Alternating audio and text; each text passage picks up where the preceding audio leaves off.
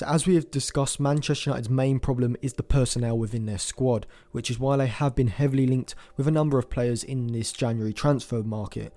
The main player they have been linked with, and the one that looks like it could happen if any deal would happen, would be Bruno Fernandes.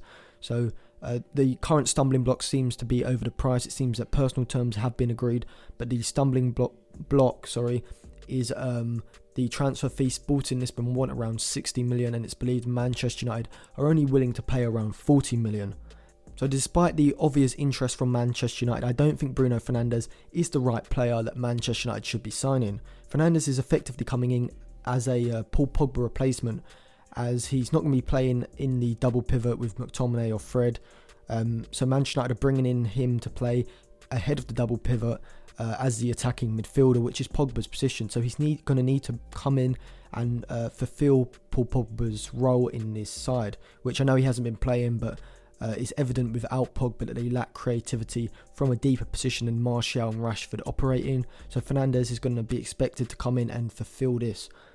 I don't think that he's this sort of player. I think he's a player that's more similar to a Dele Alli or a Frank Lampard, a midfielder who will make runs off of a main striker, and his best attributes are around the box, shooting and scoring goals, and his finishing ability more so than his ability to pick out a pass from a deep area or carve open a back line or play a through ball in behind for someone like Rashford or Martial.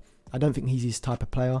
I think he suits better when he's playing in a 4-3-3 and he's given that role next to another central midfielder to roam, in the same way that Frank Lampard was much better playing in that 4-3-3 than as the player ahead of the double pivot. That was a main issue in Frank Lampard's career at Chelsea, and he did thrive when he was given the free role in central midfield in a 4-3-3 at Chelsea, and it's a similar sort of thing to Fernandes, I think. So if you watch Fernandes for Sporting, the main thing that you'll notice about him is the amount of shots he takes. He does take a lot of long range shots, which is why he does score a lot of goals. It's similar to Ronaldo, but the only problem with this is that Fernandes isn't going to be having them sort of shooting opportunities at Manchester United. He's going to be expected to get the ball and maybe play that final third pass rather than taking a shot. And this is something that we see with a lot of players. We saw it with Memphis Depay, who came over. He was scoring a lot of goals, but they were a lot of long range distance goals where he was taking a lot of shots. And when you go to a top team, you can't take as many shots unless you're someone like a Ronaldo or Messi. You're going to be, there's players around you who are as good as you, and shooting from distance isn't going to be the way the system works unless you're given a completely free role, like someone like Gareth Bale was at Tottenham. But Fernandes isn't going to be given this at Manchester United. I think Manchester United need a creator, an advanced playmaker, more than a sort of goal scoring Ram Deuter who will move into the space ahead of the striker. I think a player like Jack Grealish or James Maddison would suit United a lot better than Bruno Fernandes would. I also think that with Martial particularly playing as the centre forward most likely, I don't think Fernandes is going to work well with this type of striker. Fernandes to me would suit a player like Benzema, who's going to drop a deep line forward, who will drop deep from the forward line, bring a centre back with him and allow Fernandes to make runs off of that movement. We've seen with Ali at Tottenham, with Harry Kane. When Harry Kane drops deep, Ali is very good at spinning in behind, not just Kane but also the centre back that's come with him and making a run into a goal scoring position, which wouldn't happen if you have someone like Martial, who likes to sit on the shoulder of the last defender. So that space isn't created, but instead of having the space in behind the back line, you have the space in front of it, which is where you look for someone to pick up the ball in the half space, where someone like Isco, James Maddison, Kevin De Bruyne, that sort of player would thrive in that sort of role. But I don't think Fernandes is this sort of player, which is another reason why I don't think Manchester United should sign him for that position. I don't think Fernandes is a bad player, I just don't think he's a solution for Manchester United at this time. I think he would work better in a 4-3-3 if maybe someone like Pogba if Pogba was staying at the club, you could play maybe Fred in that deep line midfield position with Pogba and Fernandes ahead.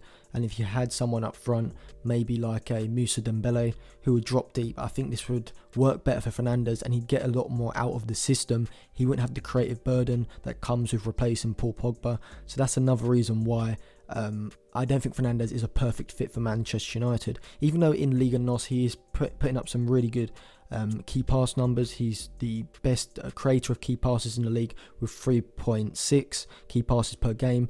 He does take 3.4 shots per game as well, which is the second most in the league. Even though he does have this impressive creative statistic, if you actually watch a lot of Sporting Lisbon games, it does come from quick transition in attacks, which does suit Manchester United in certain games, but it doesn't solve their main issue of breaking down structured units.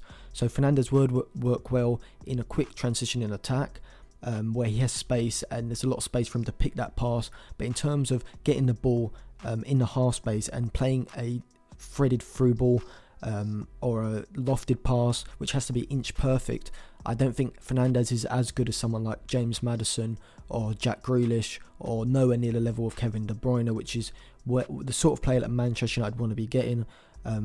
So overall, just to wrap it up, I would avoid Fernandes for Manchester United. I do think he's a good player, but I don't think he's the right player for United at this current time, particularly with this current system, the 4-2-3-1 that Solskjaer is using. It seems to me like just another signing that United are making just because they need an attacking midfielder. They've looked around Europe.